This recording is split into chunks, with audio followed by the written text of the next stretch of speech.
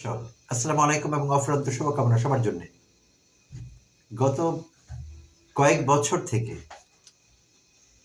গণমাধ্যমে বাবা ভাঙ্গা নিয়ে বেশ কিছু কথাবার্তা হয়েছে বা এখনো হচ্ছে। বাবা ভাঙ্গা, তো আমরা যারা জানি তারা তো জানি বাবা ভাঙ্গা কে বা তাকে নিয়ে কি আলোচনা, আর যারা জানি না তাদের জন্য বলছি, নামটি যদিও বাবা ভাঙ্গা, তবে তিনি কোনো বাবাজি ছিলেন না। তিনি ছিলেন একজন মাতাজি, অর্থাৎ একজন ভদ্র মহিলা। আর তিনি ছিলেন বলকান দেশ বুলগেরিয়ান ছিলেন তিনি। বুলগেরিয়া থেকে তার বুলগেরিয়ায় জন্ম। তো বাবা ভাঙ্গা 1911 সালে জন্মগ্রহণ করেছিলেন বুলগেরিয়াতে। আর 12 বছর বয়সে তিনি একটি টর্নেডোতে পড়েন, আর তখন তার দৃষ্টিশক্তি হারিয়ে যায়। সেই থেকে দাবি করা হচ্ছে, এবং তিনি নিজেও দাবি করেছেন, যে তিনি একটি অলৌকিক ক্ষমতা অর্জন করেছেন, যার মাধ্যমে তিনি ভবিষ্যৎবাণী করতে পারেন। ভবিষ্যৎবাণীকে আমরা ইংরেজিতে বলি প্রফেসি, আর প্রফেসি যারা করেন বা ভবিষ্যৎবাণী তাদেরকে বলি প্রফেট বা ভবিষ্যৎ বক্তা। ভবিষ্যতের কথা আগাম বলতে পারেন বর্তমানে। তো বাবা ভাঙ্গা নিজেকে একজন প্রফেট বা ভবিষ্যৎ বক্তা হিসেবে বলতে গেলে এস্টাবলিশ করেছেন গত অনেক বছর থেকে। তো সারা পৃথিবীতেই সোশ্যাল মিডিয়ায় এবং গণমাধ্যমের অন্যান্য প্ল্যাটফর্মে বাবা ভাঙ্গাকে নিয়ে চর্চা হয়েছে, এখনো হয়েই চলেছে। যদিও বাবা ভাঙ্গা মারা গিয়েছেন 1996 সালে, বাট তার জীবদ্দশায় করে যাওয়া বিভিন্ন ভবিষ্যৎবাণী, এগুলো নিয়ে এখন কথাবার্তা হচ্ছে, চর্চা হচ্ছে। তো জীবদ্দশায় তিনি যেসব ভবিষ্যৎবাণী করেছিলেন সেগুলোর নাকি বেশ কয়েকটি ফলে গিয়েছে খুবই সাকসেসফুলি। তো দেখা যাক তিনি জীবদ্দশায় কি কি বিখ্যাত ভবিষ্যৎবাণী করেছিলেন, আর সেগুলো কিভাবে ফলেছিল বা আদৌ ফলেছিল কিনা। তো অতীতের করা ভবিষ্যৎবাণীগুলোর মধ্যে একটি ছিল 9/11। মার্কিন যুক্তরাষ্ট্রে, আমেরিকাতে 9/11 হয়েছিল, আমাদের অনেকেরই জানা আছে 2001 সালে। তো সেখানে টুইন টাওয়ার, বিশ্ব বাণিজ্য কেন্দ্র বা ওয়ার্ল্ড ট্রেড সেন্টারের দুটো বিল্ডিং পাশাপাশি, সেই টুইন টাওয়ারে সন্ত্রাসী হামলা হয়েছিল 2011 সালে 9 সেপ্টেম্বর। এই জন্য আমরা ওটাকে 9/11 বলি। তো সেই ভবিষ্যৎবাণীটি নাকি বাবা ভাঙ্গা আগেই করে গিয়েছিলেন, যেরকম 2001 সালে 11ই সেপ্টেম্বর আমেরিকাতে এরকম একটি দুর্ঘটনা ঘটবে, এবং সেটি ঘটেছে আমরা জানি, আমাদের জানা আছে। দ্বিতীয় ভবিষ্যৎবাণীটি তিনি করেছিলেন যে 2004 সালে ভারত মহাসাগর তীরবর্তী দেশগুলো, উপকূলবর্তী দেশগুলোতে একটি সুনামি হবে, ভয়ঙ্কর রকমের একটা সুনামি, আর তাতে অনেক প্রাণহানি হবে। তো 2004-এ একটি সুনামি হয়েছিল, আমাদের জানা আছে, অনেক দেশে প্রাণহানি হয়েছিল সুনামির কারণে। তৃতীয় ভবিষ্যৎবাণীটি তিনি করেছিলেন 2008 সালে যুক্তরাষ্ট্রে 44তম রাষ্ট্রপতি নির্বাচনে, 44th প্রেসিডেন্সিয়াল ইলেকশন। তো সেখানে একজন আফ্রিকান আমেরিকান প্রেসিডেন্ট হবেন, এবং ঠিকই আমেরিকার 44তম বা 44th প্রেসিডেন্ট হয়েছিলেন বারাক ওবামা নামক একজন আফ্রিকান আমেরিকান ভদ্রলোক। তো এই ভবিষ্যৎবাণীগুলো ফলে গিয়েছে বলা হচ্ছে, আর ভবিষ্যতে ফলবে, এখনো ফলেনি, বা কিছু ফলেছে, কিছু আগামী দিনগুলোতে ফলবে, এরকম আরো কিছু ভবিষ্যৎবাণী তিনি করেছেন।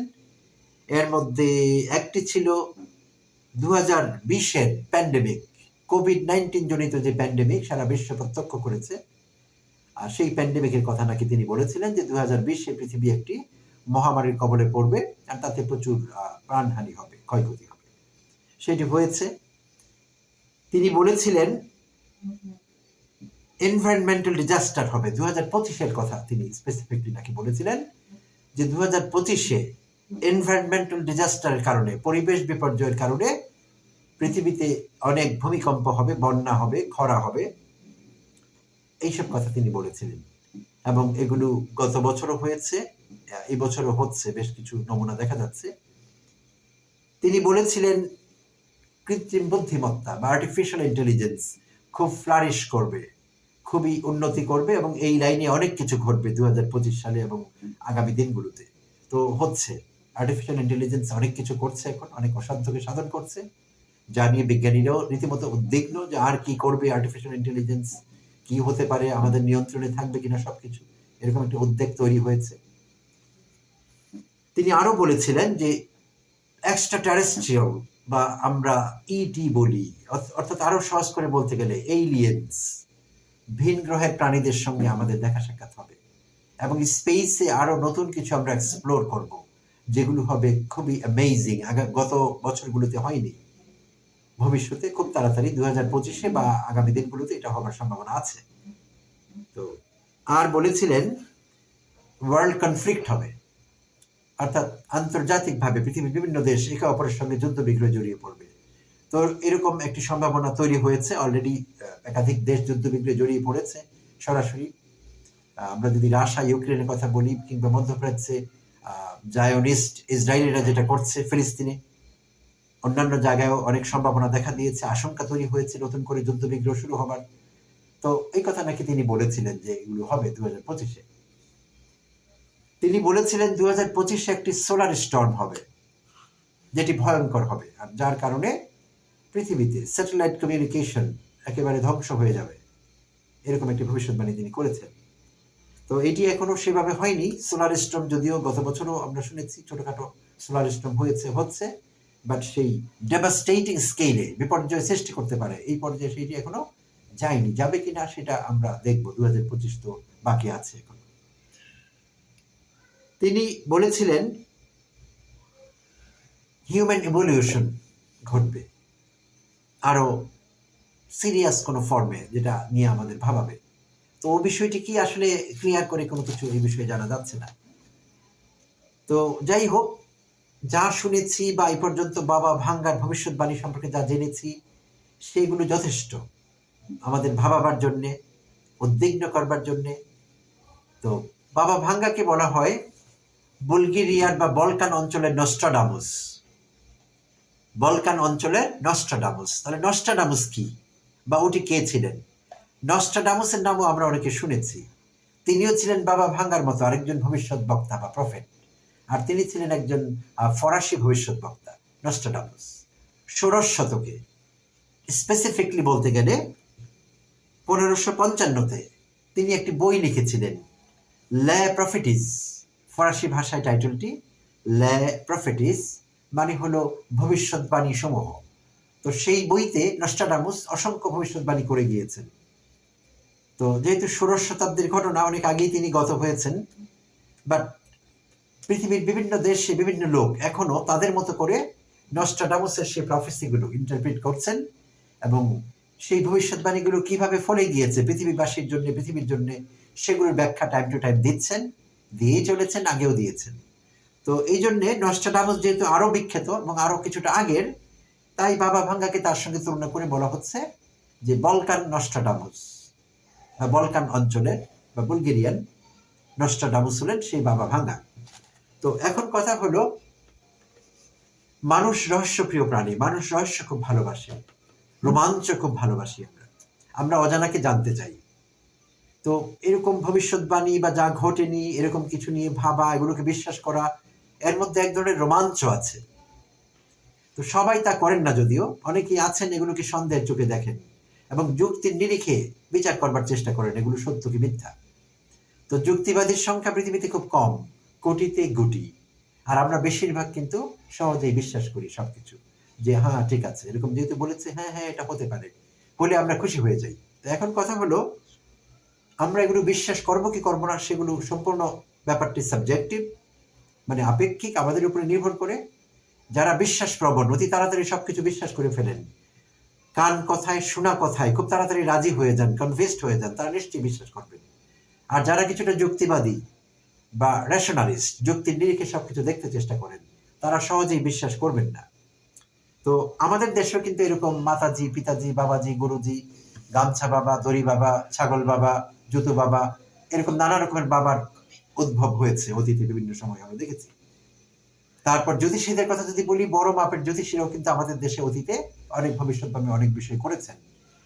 ভারতে প্রায় দেখি ক্রিকেট খেলা উপলক্ষে বা অন্যান্য উপলক্ষে নির্বাচনের সময় কিছু ভারত কাঁপানো জ্যোতিষী ভবিষ্যৎবাণী করছেন যে এই হবে। তো অনেক সময় দেখা গিয়েছে কাকতালীয়ভাবে দু চারটি ফলেও গিয়েছে, আর অনেক সময় তাদের ভবিষ্যৎবাণী ফলেনি। তো এখন ব্যাপারটি হলো অনেকটা এরকম, যেমন আমাদের জ্যোতিষীর কথা বলি, তারা পত্রিকা এরকম লিখতেন আগে, আমি নিজেও পড়তাম অনেক সময়, যদিও বিশ্বাস করতাম না, চোখ বোলাতাম মাঝে মধ্যে। যেমন তারা বলতেন, কুম্ভ রাশির জাতিকা যদি আপনি হন তাহলে আজকের দিন আপনার জন্য খুবই শুভ যাবে, পাওনা টাকা আদায়ে অগ্রগতি হবে, তরুণ তরুণীদের ক্ষেত্রে রোমান্স শুভ, যানবাহন ও যন্ত্রপাতি ব্যবহারে সতর্ক থাকুন। তো দর্শক ভেবে দেখুন, এই যে ধোঁয়াশাপূর্ণ কথা, যানবাহন ও যন্ত্রপাতি ব্যবহারে সতর্ক থাকুন, এই বর্তমান সময়ে যানবাহনে চড়তে হয়, আমাদের যন্ত্রপাতি ব্যবহার করতে হয়। তো এগুলো করতে গিয়ে কেউ যদি দুর্ঘটনায় পড়ি, আমরা কিন্তু সেই জ্যোতিষ বাবাদের কথার সঙ্গে মিলিয়ে নিয়ে বিশ্বাস করতে পারি, যা জ্যোতিষী বলেছিলেন আমি দুর্ঘটনায় পড়বো। আবার যদি না পড়ি তাও মিলিয়ে নিতে পারি, উনি বলেছিলেন আমি সাবধানে থেকেছিলাম তাই দুর্ঘটনায় পড়িনি। তরুণ তরুণীদের ক্ষেত্রে রোমান্স শুভ, এটি তো বাচ্চাও বুঝবে যে হ্যাঁ, তরুণ তরুণী যারা, তাদের সম্ভাবনা অফুরন্ত, স্কাই ইজ দ্য লিমিট। তো তাদের এটা হতে পারে, তারা কোনো রোমান্টিক বিষয়ে জড়িয়ে পড়তে পারেন, সম্ভাবনা তৈরি হতে পারে।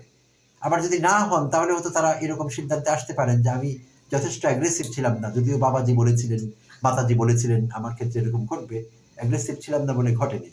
পাওনা টাকা আদায়ে অগ্রগতি হবে এমন কথা বলা হচ্ছে। আপনি যদি বৃশ্চিক রাশির জাতক জাতিকা হন, আজকের দিনে আপনার পাওনা টাকা আদায়ের অগ্রগতির সম্ভাবনা আছে। তো পাওনা টাকা, মানুষের কাছে যিনি টাকা পান তিনি কিন্তু মানুষকে তাগাদা দিতেই থাকেন, আর ন্যাচারাল প্রসেস তাগাদা অনুযায়ী কিছু টাকা আদায় হয়ে যেতেও পারে, তাহলে আমরা জ্যোতিষীর কথার সঙ্গে মিলিয়ে নিতে পারি। আবার আদায় না হলে যে আমি যথেষ্ট অ্যাগ্রেসিভ ছিলাম না তাই টাকা আদায় হয়নি। তো এই বিষয়গুলি যথেষ্ট ধোঁয়াশাপূর্ণ, হেয়ালিপূর্ণ। তো আমাদের যাদের বিশ্বাস করতে ইচ্ছে করে নিশ্চয়ই আমরা করব, আর যারা যুক্তিবাদী তারা করবেন না। তো এই হলো কথা এই বিষয়ে। তো আমরা কখনোই প্যানিক করব না ভবিষ্যৎবাণীকে চিন্তা করে যে 2025-এ এই হয়ে যাবে ওই হয়ে যাবে। চলুন অপেক্ষা করি এবং দেখি কি হয়, তার আগে আমরা যাতে প্যানিক না করি। ধন্যবাদ সবাইকে, ভালো থাকবেন।